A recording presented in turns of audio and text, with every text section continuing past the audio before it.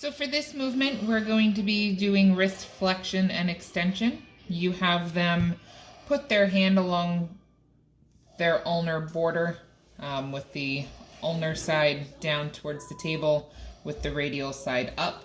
Typically, you'll have your client tuck their finger, so then it creates the space which we call the anatomical snuff box, which is at the base of the CMC, kind of at the center part of the wrist.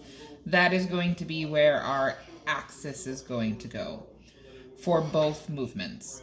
For the stable arm, we're going to be going down the side of the radius, and the movable arm will follow ideally the third metacarpal, but if you can get the top, that's fine as well.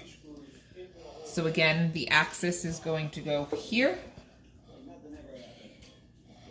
The stable bar is going to be along the line of the radius, and the movable arm is going to follow the metacarpal of the hand.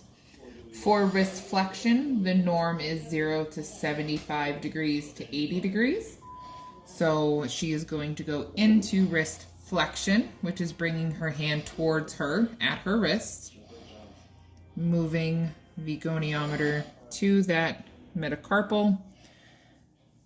She is 0 degrees to 74 degrees, so we would round that up to 75, which would put her within the norm of 0 degrees to 75 to 80 degrees. Resetting into the norm with the thumb tucked down, with the goniometer at the base of the CMC joint, the top of the wrist, the snuff box, that area. Stable bar is going to go along the radius. The movable bar is going to follow the first metacarpal. So now you are going to extend your wrist. Not the hand, the wrist.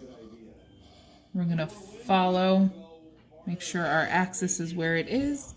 Follow that first metacarpal, not the fingers, because you can see the fingers go further back.